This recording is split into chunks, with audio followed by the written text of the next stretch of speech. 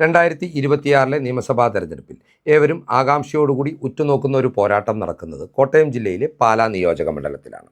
2021 ഇവിടെ നിന്ന് വിജയിച്ച സിറ്റിംഗ് MLA ആയ മാണി സി കാപ്പൻ തന്നെയാണ് 2026 UDFന് വേണ്ടി കളത്തിലിറങ്ങുന്നത്.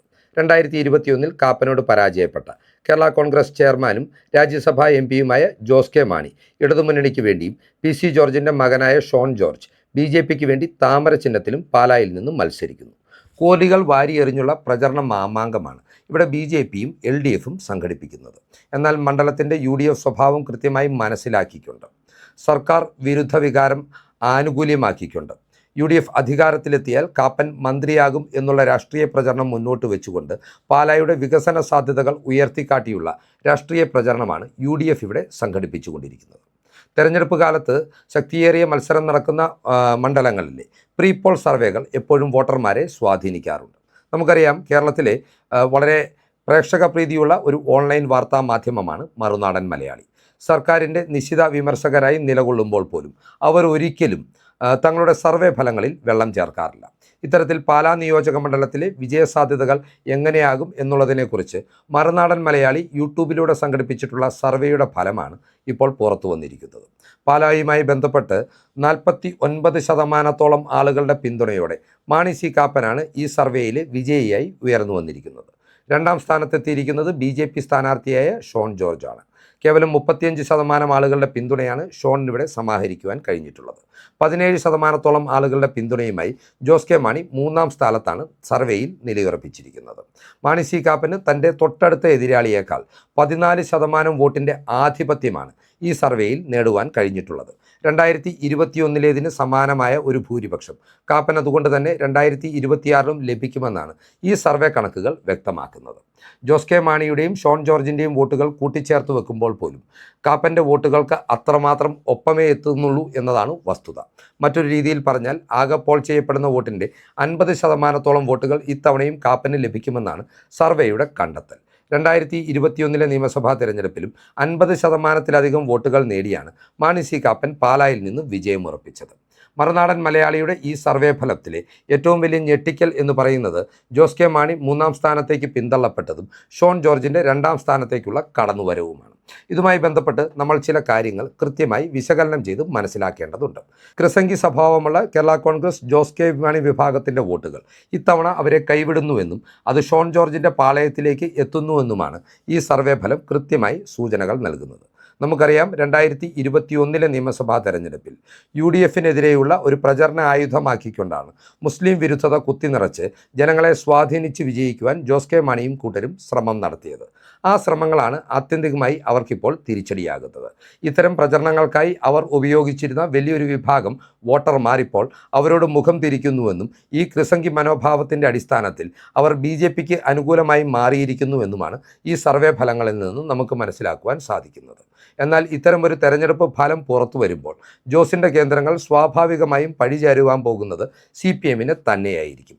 പാർട്ടി ചെയർമാൻ മത്സരിച്ചപ്പോൾ CPM വോട്ടുകൾ ചോർന്നു എന്നത് 2021 അവർ ആരോപണം മുന്നോട്ട് വച്ചിരുന്നു. അതേ ആരോപണം തന്നെയായിരിക്കും 2026 ഇത്ര ദയനീയമായ ഈ സർവേയിൽ സൂചിപ്പിക്കുന്നത് പോലെ ഒരു പരാജയമുണ്ടായാൽ ജോസ് കെ മാണി മുന്നോട്ട് വെക്കുവാൻ പോകുന്നത്. ഇതിൽ നിന്നൊക്കെ കൃത്യമായി നമുക്ക് മനസ്സിലാക്കുവാൻ കഴിയുന്ന മറ്റൊരു കാര്യം കൂടിയുണ്ട്. ജോസ് കെ മാണിയെ സംബന്ധിച്ചിടത്തോളം ഇടതുമുന്നണിയുടെ ഭാഗമായിട്ടുള്ള രാഷ്ട്രീയം അദ്ദേഹത്തിനൊട്ടും അഭികാമ്യമല്ല എന്ന യാഥാർത്ഥ്യമാണ് ഇത്. 2026 നിയമസഭാ തെരഞ്ഞെടുപ്പിൻ്റെ ഫലം പുറത്തു വരുമ്പോൾ ജോസ് കെ മാണി ഒരു മുന്നണി മാറ്റത്തിന് കോപ്പ് കൂട്ടുവാനുള്ള എല്ലാ സാധ്യതകളും ഇതിനാൽ തന്നെ ഇപ്പോഴും സജീവമായി നിൽക്കുന്നു എന്ന വിലയിരുത്തലിലേക്കും നമുക്ക് വേണമെങ്കിൽ എത്തിച്ചേരാം. ഇനി ഷോൺ ജോർജിൻ്റെ കാര്യത്തിലേക്ക് വരുമ്പോൾ, ഷോൺ ജോർജിനെ സംബന്ധിച്ച് അദ്ദേഹം നടത്തുന്ന വലിയ പ്രചരണങ്ങൾ BJPക്ക് മുതൽക്കൂട്ടാകുമെന്നാണ് ഈ സർവേ ഫലങ്ങൾ സൂചിപ്പിക്കുന്നത്. എന്നാൽ ഷോൺ ജോർജിൻ്റെ വിഭജനത്തിൻ്റെ രാഷ്ട്രീയത്തോട് എത്രമാത്രം പാലാക്കാർക്ക് ചേർന്ന് നിൽക്കുവാൻ കഴിയും എന്നുള്ളൊരു ചോദ്യം ഇപ്പോഴും സജീവമാണ്. ഷോൺ ജോർജും PC ജോർജും മധ്യ തിരുവിതാംകൂറിലെ, പ്രത്യേകിച്ച് കോട്ടയം ജില്ലയിലെ BJPയെ ഹൈജാക്ക് ചെയ്തു എന്നുള്ള ആരോപണം BJP കേന്ദ്രങ്ങൾക്കിടയിലും സജീവമായി നിലനിൽക്കുന്നുണ്ട്. അതുകൊണ്ട് തന്നെ BJPയുടെ പരിപൂർണമായിട്ടുള്ള വോട്ടുകൾ സമാഹരിക്കുവാൻ ഷോൺ ജോർജിന് കഴിയുന്നില്ല.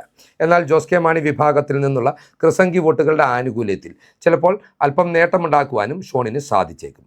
2016 നിയമസഭാ തെരഞ്ഞെടുപ്പിൽ N ഹരി നേടിയ 24,500 വോട്ടുകൾക്കപ്പുറം ഷോൺ ജോർജ് കടക്കുമോ എന്നുള്ളതാണ് ഇപ്പോഴും പ്രസക്തമായി ഉയരുന്ന രാഷ്ട്രീയ ചോദ്യം. ഈ സർവേയുടെ ഫലങ്ങൾ വ്യക്തമാക്കുന്നത് അതിനുള്ള സാധ്യതയുണ്ടെന്നാണ്.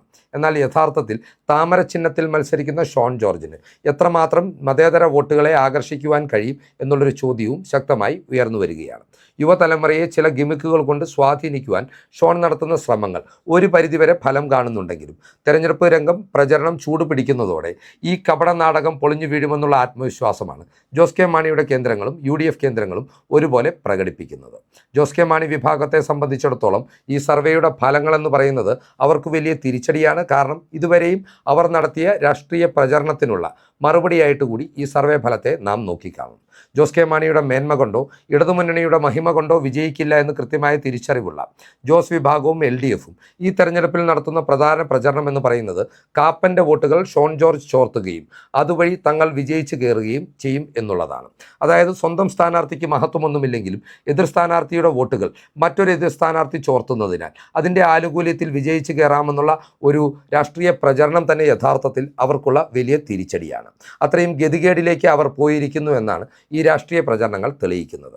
എന്തൊക്കെയാണെങ്കിലും ഈ ഗിമിക്കുകളൊന്നും UDFിൻ്റെ ഉറച്ച കോട്ടയായ പാലായെ ഇളക്കില്ല എന്ന് വ്യക്തമാക്കുന്ന മറുനാടൻ മലയാളിയുടെ സർവേ ഫലം പുറത്തു വന്നതോടുകൂടി UDF ക്യാമ്പിൽ ആഹ്ലാദം അലതല്ലുമ്പോൾ NDA ക്യാമ്പിലും കേരള കോൺഗ്രസ് മാണി ഗ്രൂപ്പിൻ്റെയും LDFിൻ്റെയും ക്യാമ്പിലും നിരാശയാണ് പടർന്നു പന്തലിക്കുന്നത്.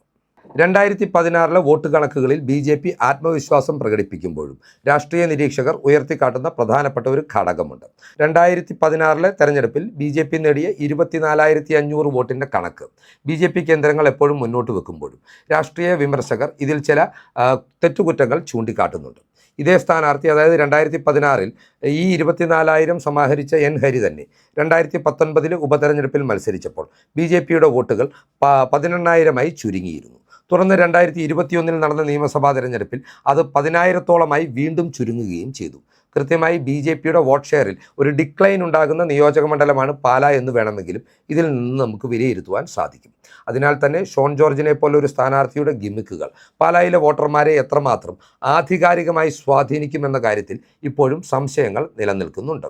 ജോസ് കെ മാണി വിഭാഗത്തെ സംബന്ധിച്ചിടത്തോളം UDFിൽ നിന്ന് LDFിലേക്ക് ചൂടുമാറിയതോടെ അവരുടെ അടിസ്ഥാന വോട്ടുകൾക്ക് ഇളക്കം തട്ടിയിട്ടില്ല എന്ന് തെളിയിക്കുവാൻ അവർക്ക് ഇതുവരെയും സാധിച്ചിട്ടില്ല. 2021 നിയമസഭാ തെരഞ്ഞെടുപ്പിൽ ജോസ് കെ മാണിക്ക് കനത്ത പരാജയം ഉണ്ടായതിന് പിന്നാലെ 2024 പാർലമെൻറ്റ് തെരഞ്ഞെടുപ്പിലും പാലാ നിയോജക മണ്ഡലത്തിൽ 10,000-ലധികം വോട്ടുകൾക്ക് അവർ പിന്നിൽ പോയിരുന്നു.